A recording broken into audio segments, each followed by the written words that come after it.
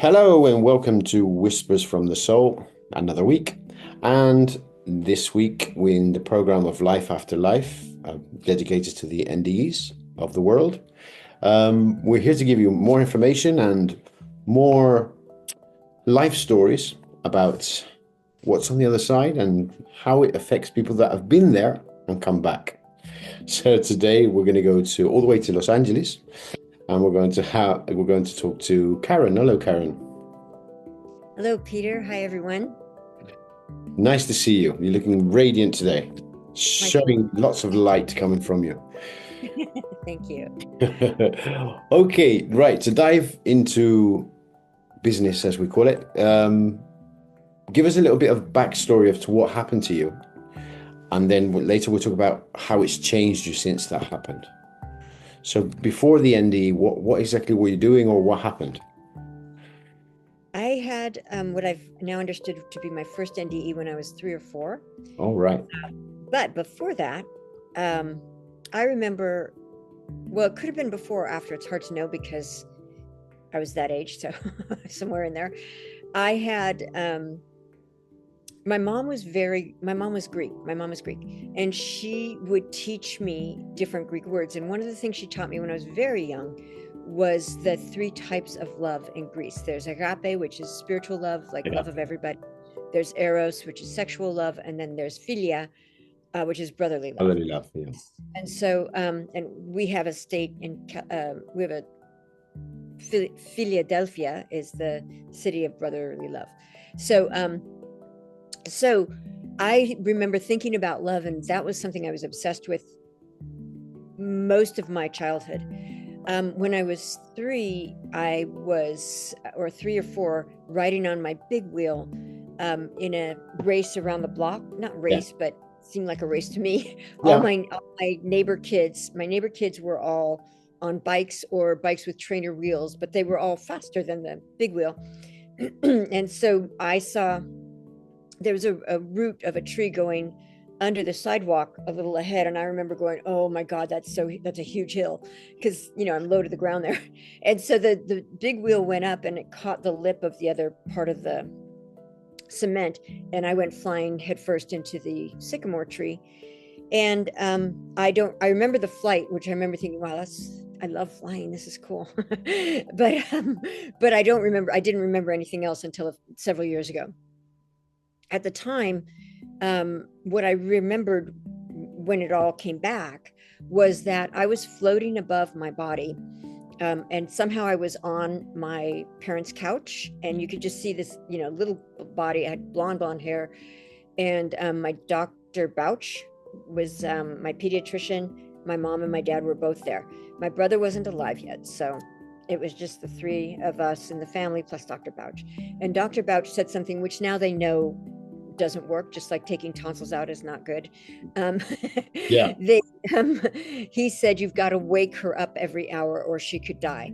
And Yeah. so I'm looking over this little body, and I see myself taking in that I could die. And I watched my kind of subconscious mind, if you will, take that in and believe it. And I created something that's called narcolepsy. One of the factors of narcolepsy is that you're awake many times during the night. And I had that narcolepsy until this memory came back to me. And when I remembered it, I was able to heal the narcolepsy. And so the doctor had said it's incurable, but it's not, if you kind of understand how to shift things. So I shifted that belief system that was in my subconscious, saying that I have to wake up all the time. And now I have vibrant energy. I slept last night 9 hours and 45 minutes, all straight through.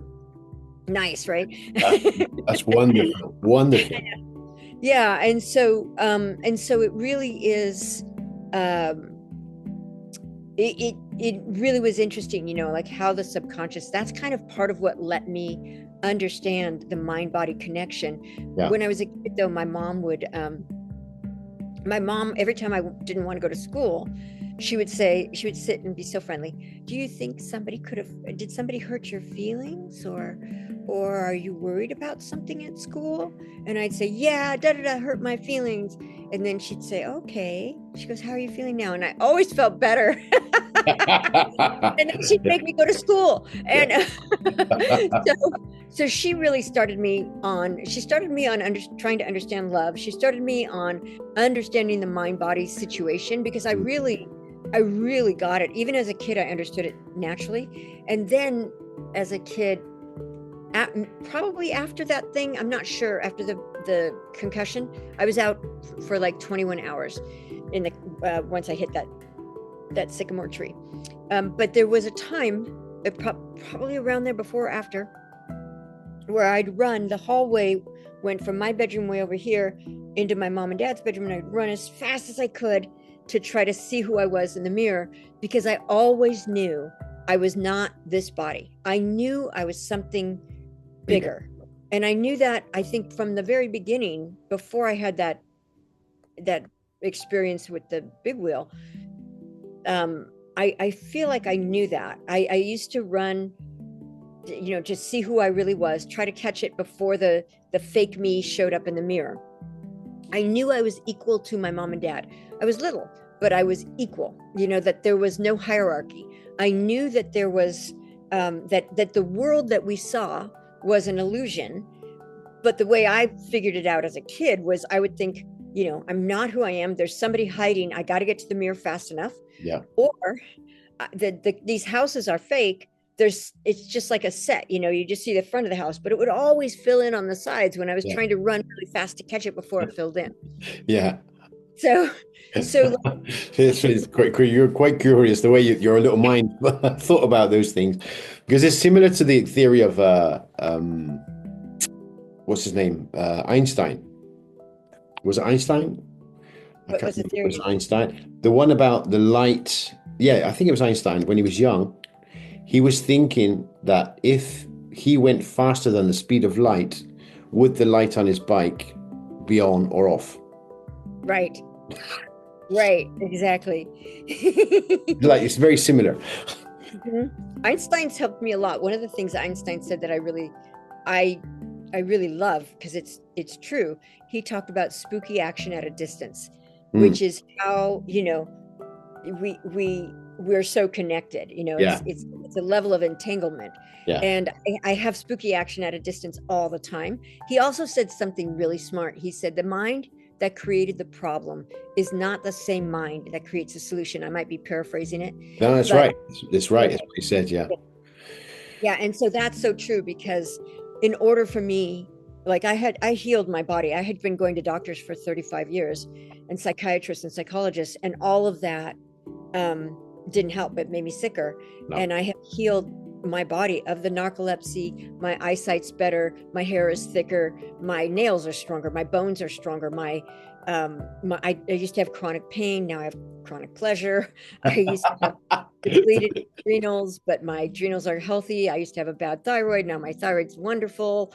Like everything in my body has shifted. Yeah. I used to have bipolar. I don't have that anymore. I used to have panic attacks and dissociation. I'm now super calm, and I'm really present. And so all of these things have shifted so very much, and not from doctors, but because of this understanding, but also a connection with what I call God. I mean, it could be nature, it could be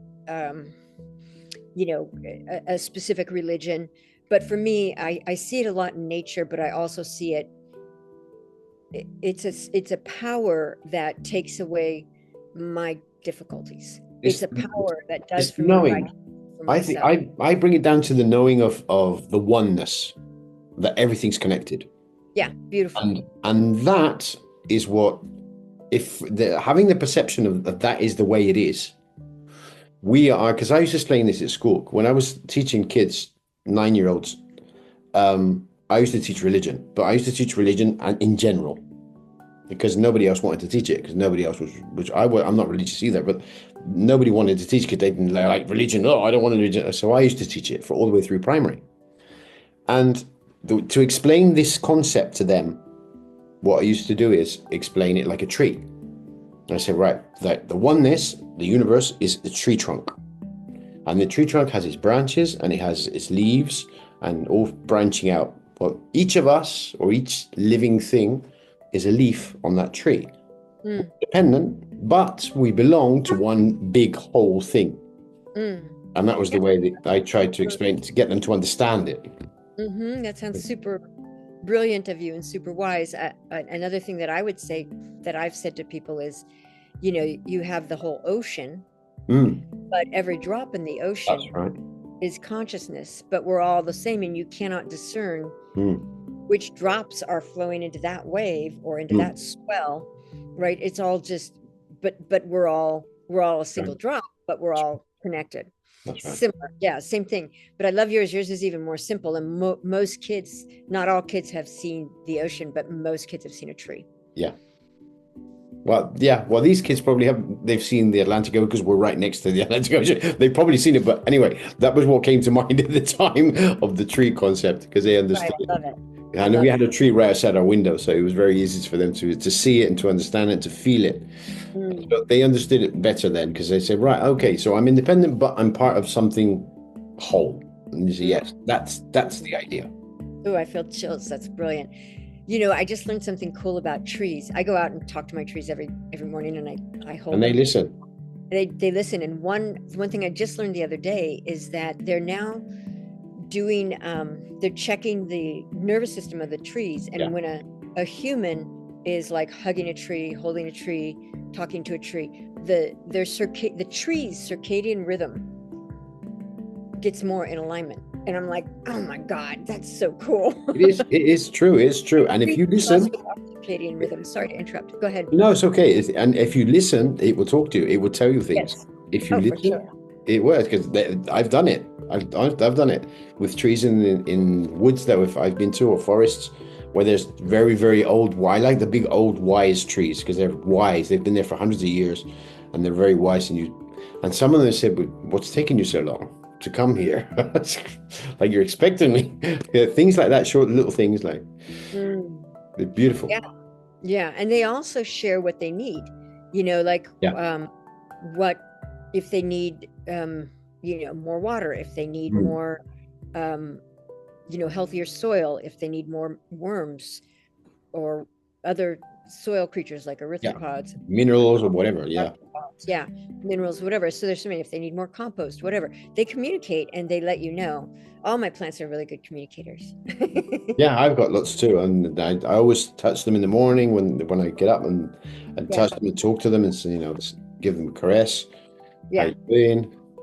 yeah. And it makes a big difference. If you don't pay any attention to them, they will die. They will get all withered and even if they have water and they have good soil, whatever. If you don't pay any attention to them, they can Yeah. have them. And it's interesting because so I got a Benjamina ficus. That's a tree with kind of pretty leaves. And I got it for the inside of my house. And then Right. it's growing and it kept growing. So I said, oh, okay, I'm going to put it on the hill. And my friend who was going to do the actual thing, because it's on a very steep hill, he said, it's going to go into shock. So he told me that the week before. And so I told the Benjamina ficus, I said, you're going to be calm. It's going to be easy. You're going to be relaxed. You're going to go into the hill. You're going to have so much room for your roots to go whichever way you want. You're going to feel so good there. It's going to be so easy. You're going to feel so healthy. So when he planted the tree, that tree did not lose one leaf. And that tree is healthy and happy. And you can see it's getting more broad in its, I mean, you can't see the roots, but you can just feel it's like Yeah, more. yeah. And it will Right. appreciate your visits. Yeah, Yep. I visit with every tree Good. that I can in my area, in my Yeah, neighborhood. yeah.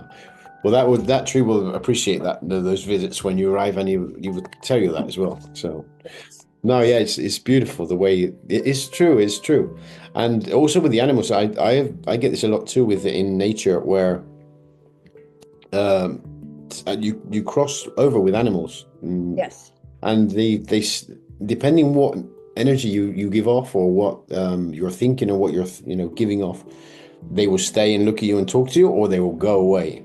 Yes. I had an amazing experience when I was 16 or 17. I was staying in Montana. I worked on a ranch for a summer. Oh, great.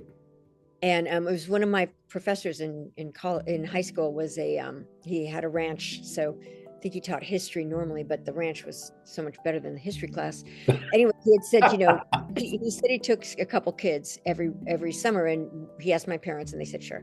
So I went to work on his ranch, and one day I was taking a walk, and there's like a forest, and there's a thing. It's Earthquake Lake, and all the trees are dead in the lake. And I've been going to look at these old houses that during the earthquake they had just been abandoned, so there were still like newspapers from the 30s in there. It was crazy, and old wine bottles that were opened on the table, like something. I don't know what had happened since, but it looked like nobody was there.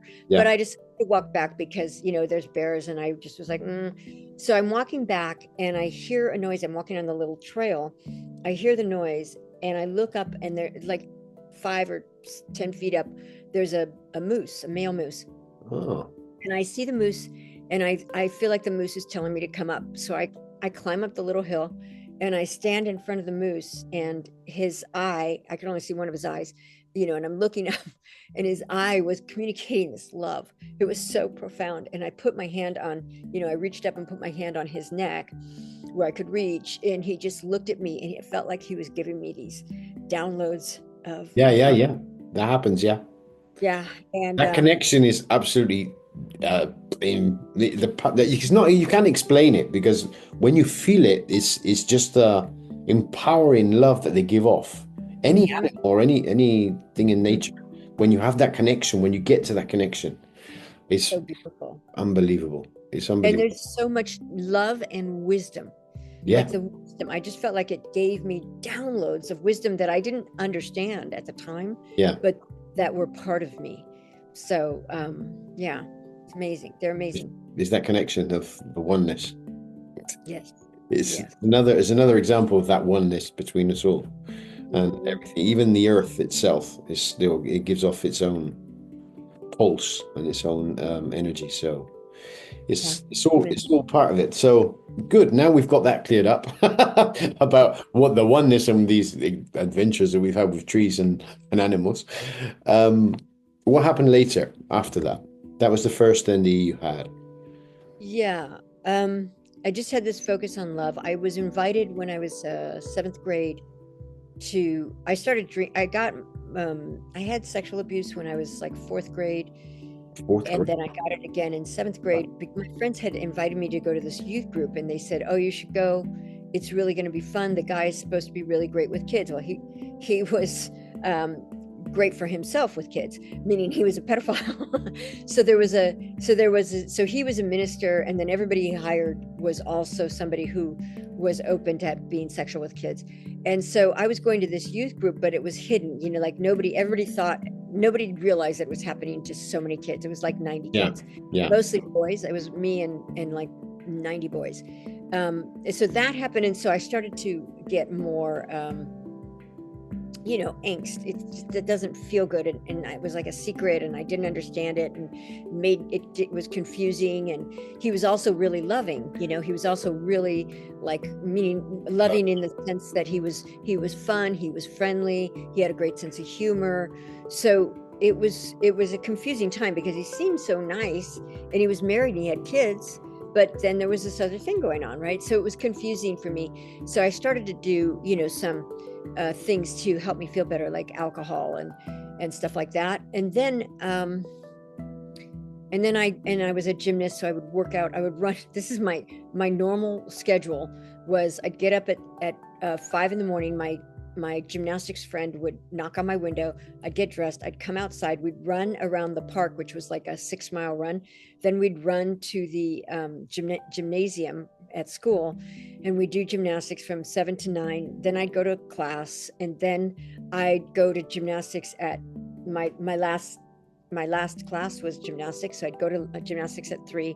Then I'd go work out with the football players in the gym, like they had a little gym thing. Then I would run split leaps around the track.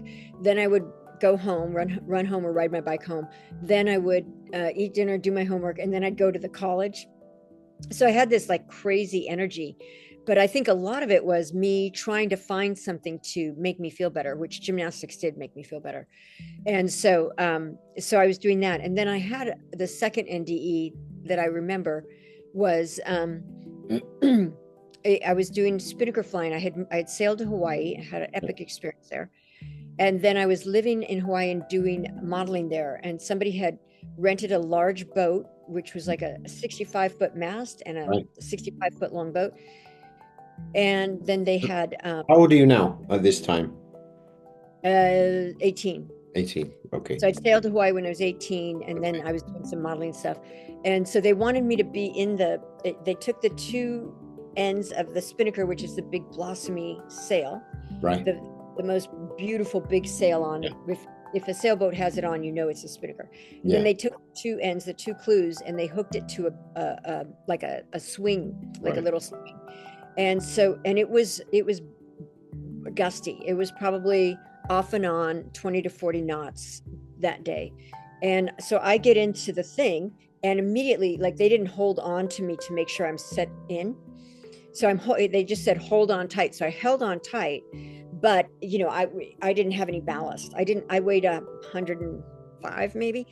And I didn't have any ballast. So the whole spinnaker went up over the mast. I saw the mast, My and then it goodness me. whipped me down. What'd you say? My goodness. Yeah, it was intense. And then I drowned. The air got knocked out of me, and I drowned, and I had no energy, and it was out. So Hawaii is a volcano island. Yeah. And so once you've left the underground part of the volcano, which is where we were out further, then it's like two miles deep. It's like regular ocean. Right.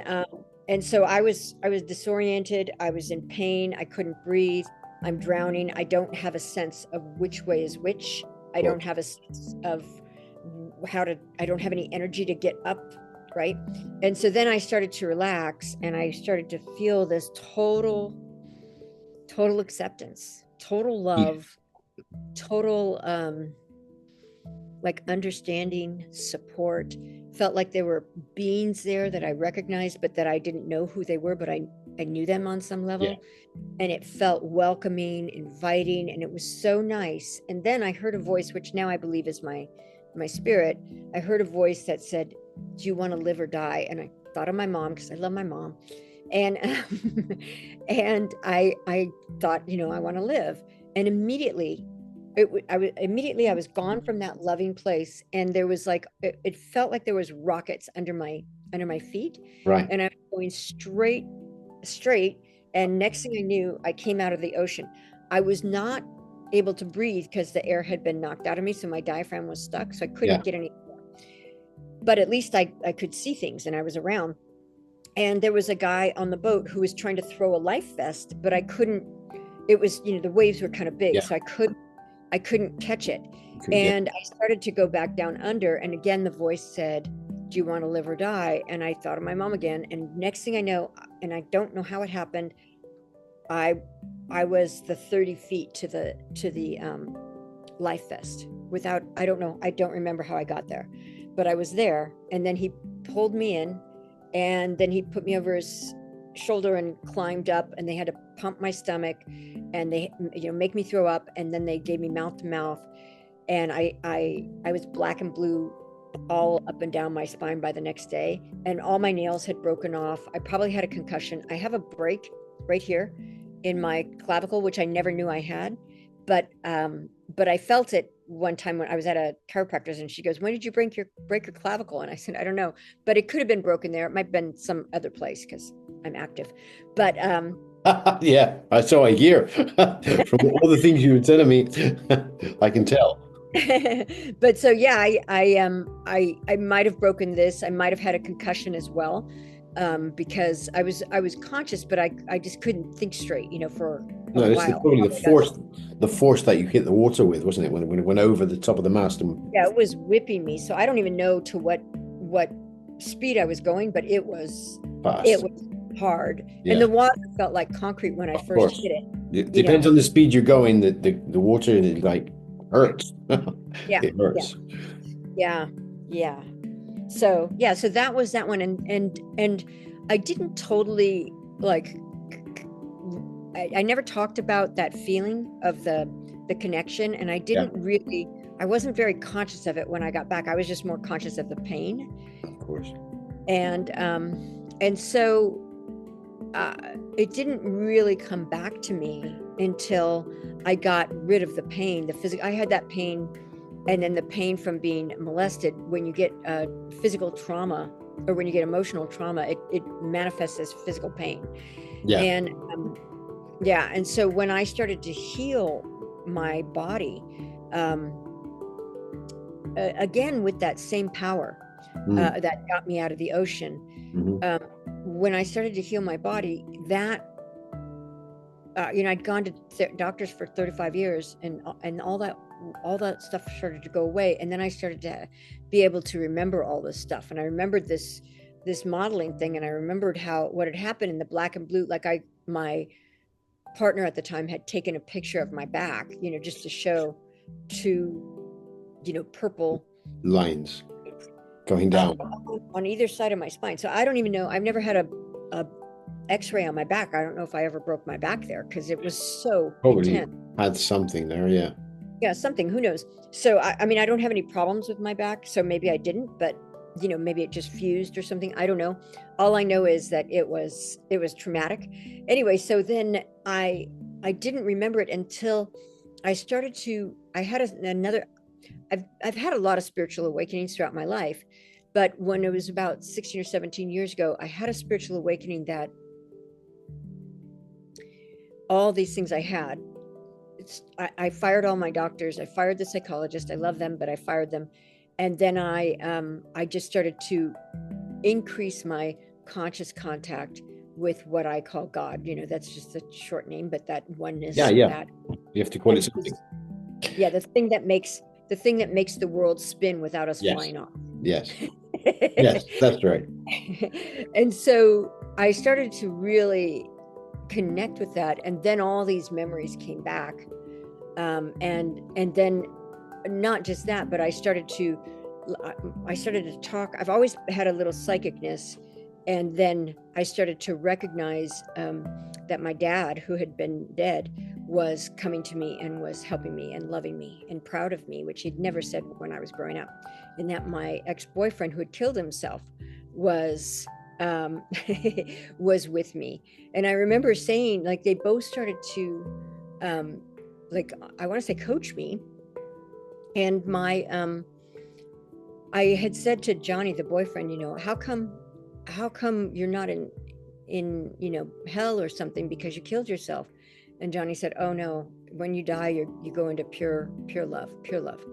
And I said, why do they talk about hell then? And before that, Johnny said, there is no hell. There's no hell. And then I said, but then why do they talk about hell then? And my dad said, crowd control. Like, it is. Down to that. It gave me this incredible sense of wisdom and connection. Yeah. And the two of them, and then other non-physicals, started to basically help me understand that in order to live, I want to be like a dead person, meaning I want to be in that sense of total acceptance, unconditional love, that sense of being welcomed, of invited, of being part of something, of feeling like everything's familiar. That sense that they lived in, it's also joy, it's also freedom. That sense is what they taught me to live in. Yeah. That is beautiful. And to be honest, you're very lucky to have felt that, although it's traumatic. And but I've always said this too. I've interviewed a lot of NDEs, and I've said to a lot of them, I envy what you felt being there and feeling like you're feeling, because 99% of them have felt that unconditional love and acceptance, and everything's just fine. There's nothing wrong. There's no problems. Everything's just fine. And everything we do worry about is because we make it up in here. It's all mental. But it's so difficult to stay in that place when you haven't experienced that. Living your day-to-day life with all the problems and all these things put in your face, political problems, religious problems, the racial problems, all the problems, economical problems, all the problems that could be thrown at you every day. It's very difficult to stay in that place. And as you said, crowd control is down to division. It's dividing the public. Dividing is, I think it was one of the Roman empires said, divide the population and you will control them. Right. Divide and conquer. That's right. Right. But I do think, because I coach people, right? So a lot of my clients have learned to live in that space when they didn't have the same kind of experience as me. Oh yeah, I'm not saying it's not possible. It is possible. It is possible. Yes. It's Yeah. difficult. It's difficult, but it is possible. It's, people get into that space. People come from that space. Right. I mean, to me, it feels like, and maybe I'm wrong, feels like we're in that space, and then we say, okay, I'm going to go with that mom or that dad or that couple or that family, Yeah. whatever. Yeah. And then we're in there, and we still know that energy. I think that's why, as a kid, I knew that I wasn't that little body. I knew that I was equal to my mom and dad. Oh, and yeah, I think we all have that, where there's a real sense of that connection, that lack of hierarchy, that love, and so I think we could all access it more. It's not about learning it, it's about remembering it. Right. Because we all come with that knowledge, we all come with that as babies. But then our parents say, okay, now, like Dr. Wayne Dyer used to say, and now we'll take over. No, exactly. Don't take over. Don't take over. Exactly. Don't need you to take over. I'll teach him. Right. Exactly. I remember my dad, he had some PTSD, so he would get a little mad and he would not be himself. It was like he was a different person. Mine too. I've been there. My dad was ex-military as well. He was a Marine and ex-Marine, so yeah, I got a few beatings as well. Yeah, but what's interesting is that, he would say, you have to respect me, and I would say, but you have to respect me too, and I was just like so clear that what he was doing was not. That's something that I learned from him, the same as you, because he tried to beat that into me as well. He said, you have to do what I say because I'm your father, and I said, you have to respect me. I said, no. Now, at that moment, I didn't think anything of it, but now, having taught kids for 25 years, I used to say in class a lot. I said, respect takes a long time to get to earn. You don't get it, you earn it, and to lose it takes 1 minute. So give respect to the way you want to receive respect. You want to be respected, then you have to give respect. You don't you don't get respect just because who you are. You get respect of what you do, not what you say, what you do. Your actions is what gives you respect, not all the things you say. I do this, I do that. No, that doesn't give you respect. But being an example and doing things like that. Yeah, and it's integrity, so that your words match your actions. That's right. It's your integrous, that the actions you take are the same actions that are, according to what you're saying and what you're feeling and this whole thing. That's one of the things I love, is feeling like my mind, my body, my conscious mind, my subconscious mind, and my spirit are all, hooked up and connected. That's when you most feel alive. Yeah, but I do it consistently, so I feel really alive. I mean, you have a temporary moment. I might have a temporary moment, temporary in my delight, but it's not very long. It's under seconds. So yeah, and that's why I've always said on the program. I've been saying it for a long time. I think, he must be a pest. He's always saying the same thing. Said you don't have to. You need to meditate. You need to be in that space where there's nothing coming in, only going out. You need it. Just the way you need to sleep, the way you need to eat, you need to meditate. You need to separate, to close your 5 senses and to be within yourself. It's necessary. It's necessary. I agree. I've been meditating 35 years, and yes, it's what keeps you in that space. There's It's, other things that can keep you in that space, but it is definitely one of them. yeah, yeah, it keeps you aligned with mind, body, spirit, and it's time to talk. It's a moment where you can talk to yourself and say, right, what's wrong? I'm not feeling well. Why? And you can find it. You don't have to go to a doctor. You can find it yourself. You can heal it Mm-hmm. yourself. Mm-hmm. Absolutely. So you just have to. There's a line I've read that I really like, which says, God, take away my difficulties so that victory over them may bear witness to those I would help of your power, your love, and your way of life, which means basically, God, help me so that everybody can see how great you are. And but I love that. I love that because there is a power that is so um, profound, so I want to say glorious, and so intimate. Mm, And when you meditate, if you know how, you can learn to tap into that into that. power, Yeah. and it creates this It's connection. It's connection. Yeah. It's connection between that super consciousness or God or whatever you want to call it, and this physical part. It's opening that channel. So like you open your chakras, as they call them, and because people you talk about chakras and then people say, oh, he's one of these weirdos.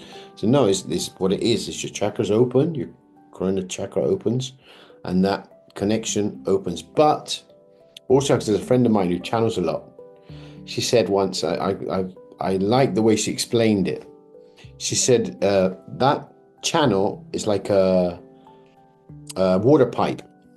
It's like a water pipe. So if you don't use it, it gets all blocked up with crap. So if you use it every day, it cleans it out and it gets better and better. And that channel becomes easier to use.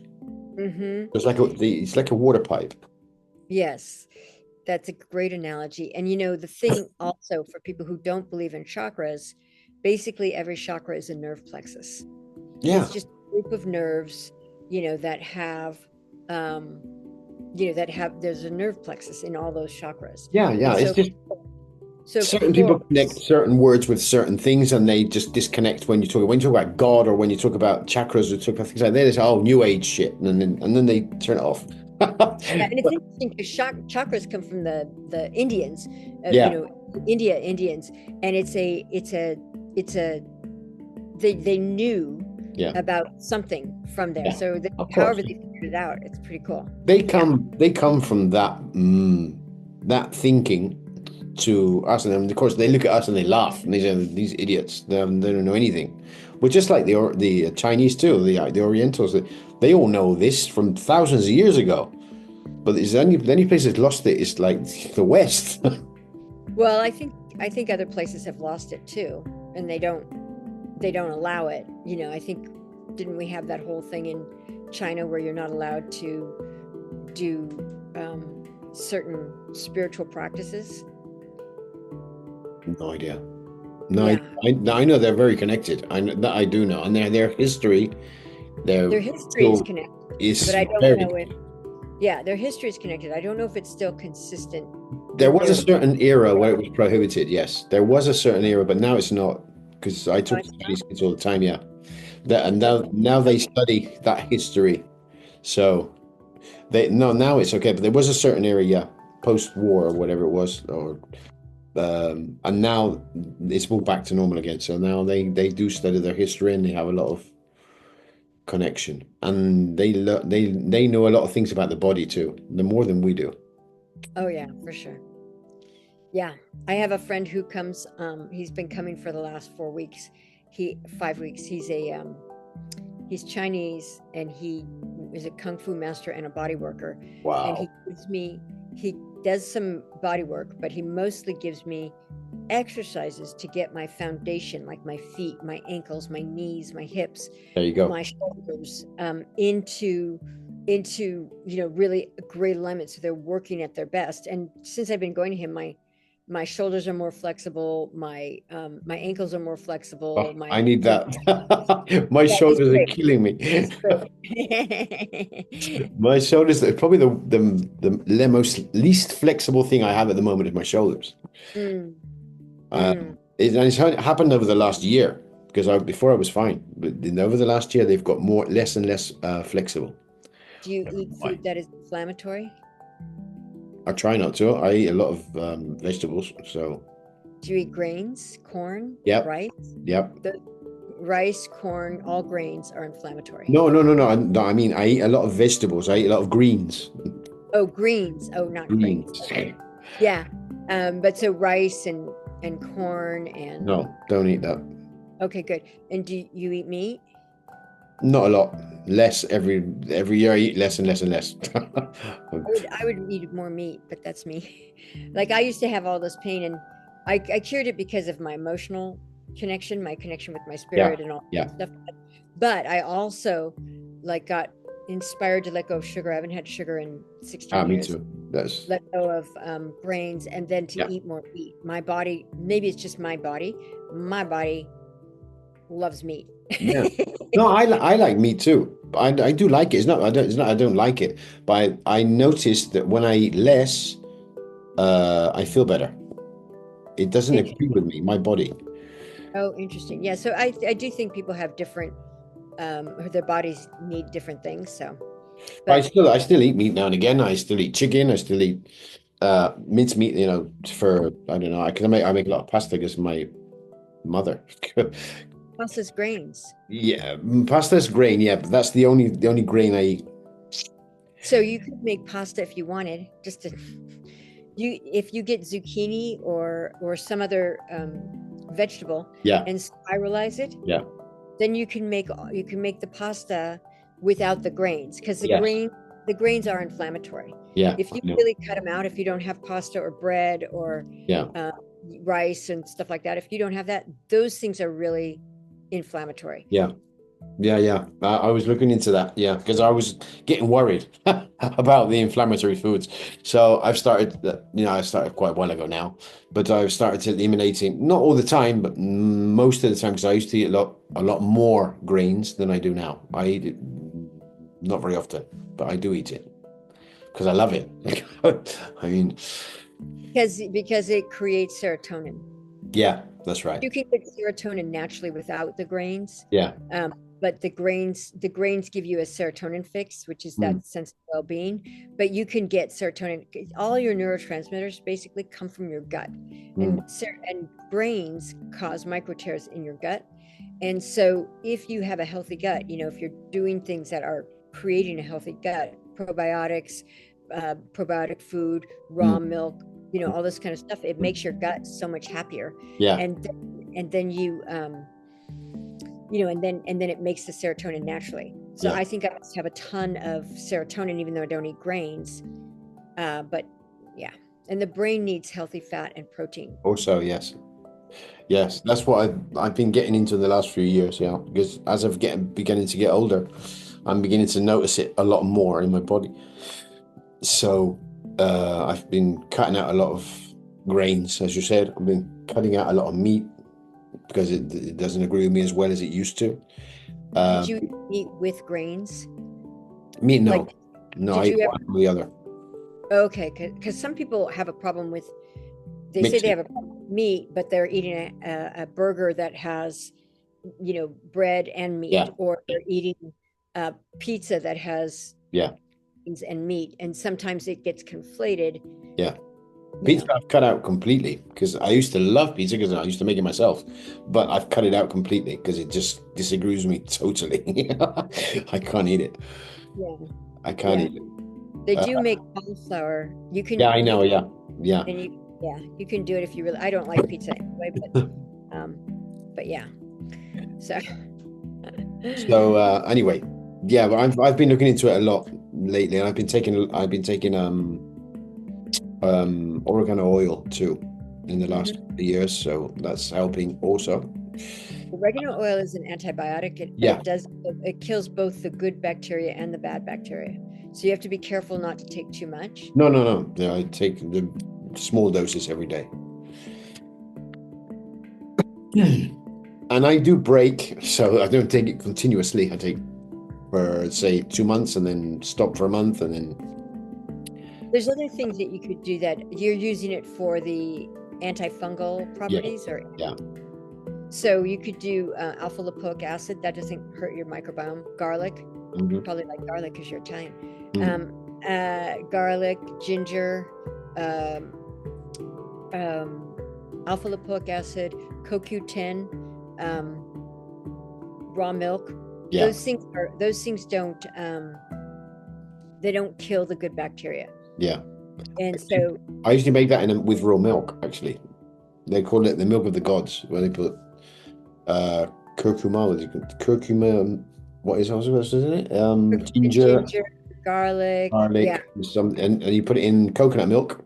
I use coconut milk and Okay. mix it all together, and that's why I have a breakfast. So Yeah, that's great.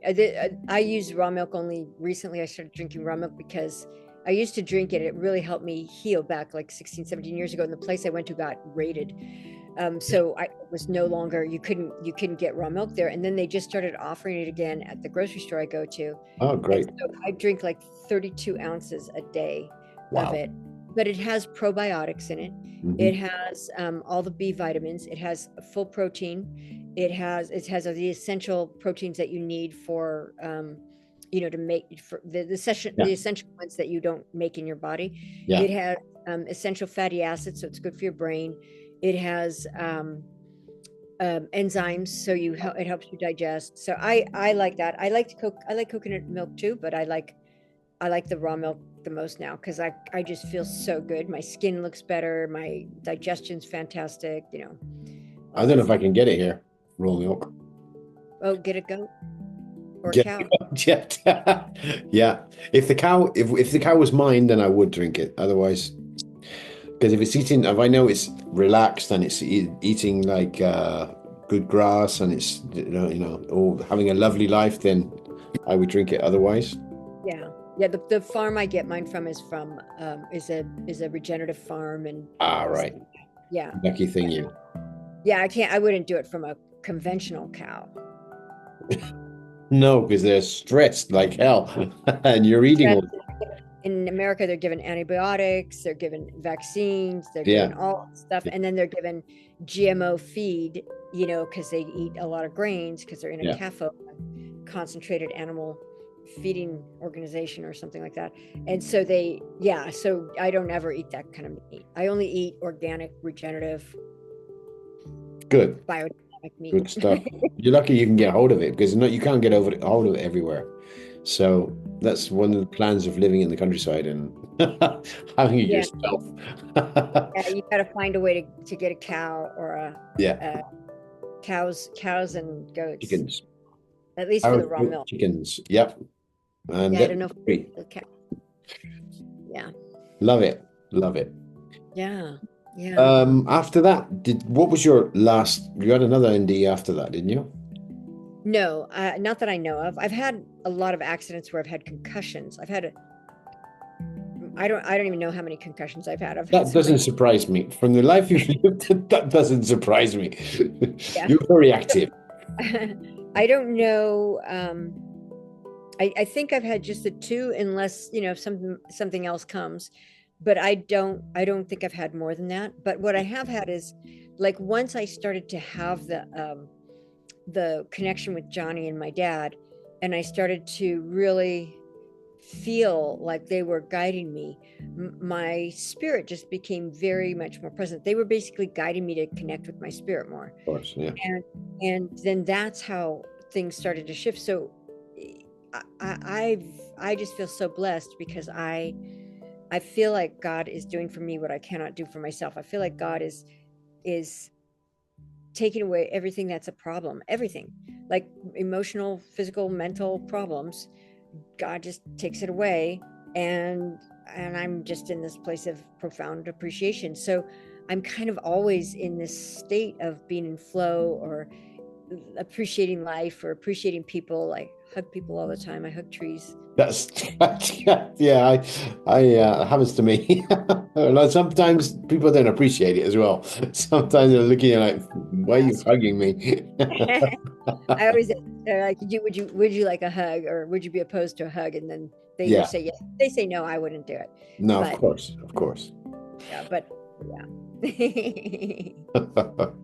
That's the way it is. Yeah, I'm just the same. I'm very like on touching and well, I'm half Italian as well, so that's normal. So yeah. And so it's changed. Your life has changed since that last ND is when everything started to change for your perception and your and Actually, my life started to change 16 or 17 years ago. And that last NDE that I had was when I was 18. So it's been a while. I had a long time where I wasn't connected. was I there tried to, something that happened that made you change just like that, or yeah, I mean, I was getting divorced and I was getting sicker and sicker. And I thought I was gonna, die. yeah, And so then once Johnny and my dad started really kind of training me, I became devoted. There's ah, a great quote about commitment that I read a lot by uh, what's his name? I'm gonna let me see what it is. I'll see who the guy's name is, but it's a really beautiful quote, and I have been reading that. It was part of my acting class when I first started. Commitment. Let me just see. Can I read it? It's one of my yeah, favorite sure, quotes. sure, Until one is committed, there is hesitancy, the chance to draw back, always ineffectiveness. Concerning all acts of initiative and creation, there is one elementary truth, the ignorance of which kills countless ideas and splendid plans. That the moment one definitely commits oneself, then providence moves too. All sorts of things occur to help one that would never have otherwise occurred. A whole stream of events issues from the decision, raising in one's favor all manner of unforeseen incidents and meetings and material assistance, which no man could have dreamt would have come his way. I have written, this is from William Hutchinson Murray. He says, I have learned a deep respect for one of Goethe's couplets. Whatever you can do or dream you can, begin it. Boldness has genius, power, and magic in it. wow, Isn't that wow, another? So William Hutchinson Murray, he was one of the first people. He was a Scottish Himalayan trekker guy. right. He went to the top of the Himalayas. So he was a cool guy, and that was and I love that because when you make a really clear decision, Yeah, the whole universe supports it. yeah. And so many people who have achieved great things have said that. They say, once Mm, you have decided you're going to do it, you might find barriers in the way, but it doesn't matter because right. you're gonna go over that wall, you're gonna go over that mountain, and you're gonna make it because you've Mm, decided you're going to make it. exactly. There's a lot of people, especially famous people, people who have achieved great things. Um, they say that Denzel Washington says it a lot. He says it a hell of a lot. He said, if you, and in one of his discourses in a university, he said once, he said, if you decide you're going to do it, you do it. But you have to decide you're going to do it. If you Exactly. don't, you Exactly. won't.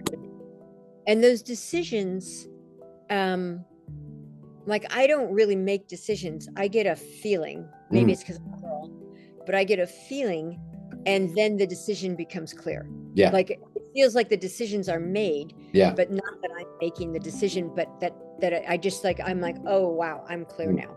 mm, And that actually the day that I had the memory of the big wheel accident, yeah, that morning, I had the narcolepsy so bad that I had been late to an appointment, and I had come home that day and said, God, I don't want narcolepsy anymore. I am done. I am done. And I was a little, upset, not with myself and not with God, but just like, I'm not upset, but clear. I was like, I am done. I'm not going to do this anymore. And then I was I was in meditation, and then I saw that image, and I saw myself above the couch and that whole thing.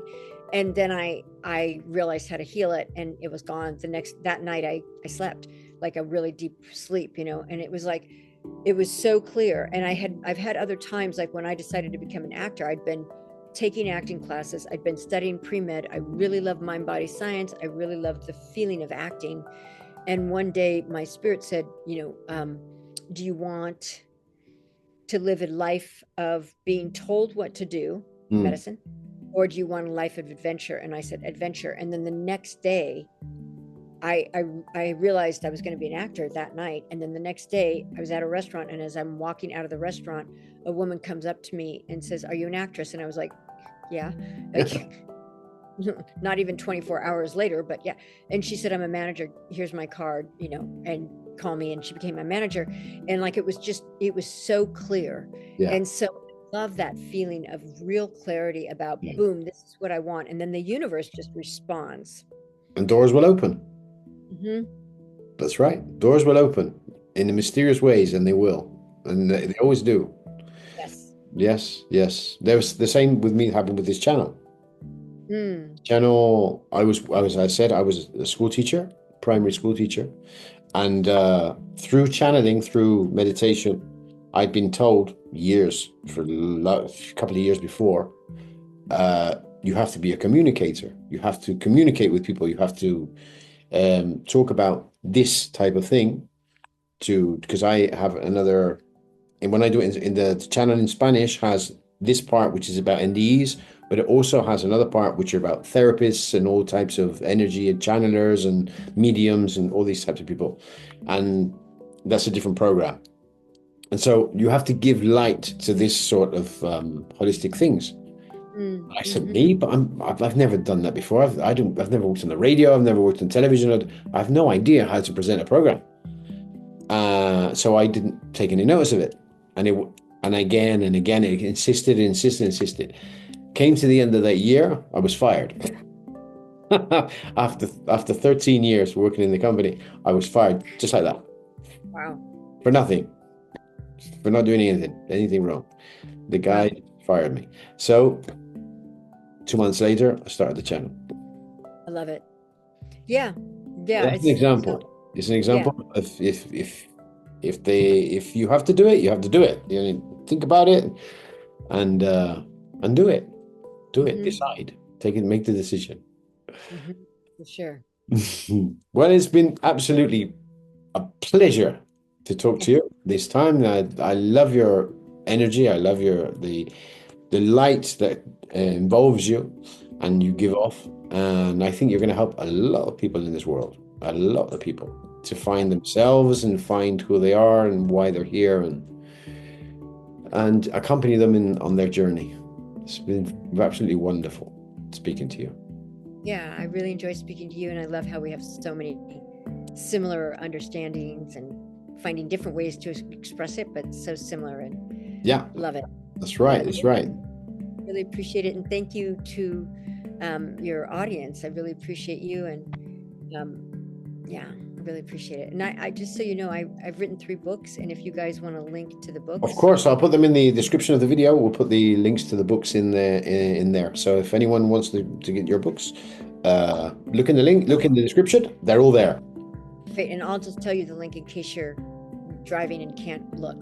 It's chronic, like all the time, chronicpleasurebook.com, chronicpleasurebook.com. So hope that helps. Thanks very, very much. It's been absolutely wonderful, and for your time and energy, because it takes time and energy to do these things, I know, and I know you've talked about it in other programs, so I just hope you carry on with this what you're doing, okay, because you're helping a lot of people. Thanks very much. Have a beautiful day. Thank you, everyone. And you. Well, thank you for being there too. The ones of you at home who are watching us on the YouTube channel, go to the description, look her up, Karen Lorre. She's in the description box. In the description box, her links. Look her up. Look up her books. She has a lot of things to say and very interesting things, and I think they're going to help a lot of people. So take care, and I'll see you all next week. So I wanna.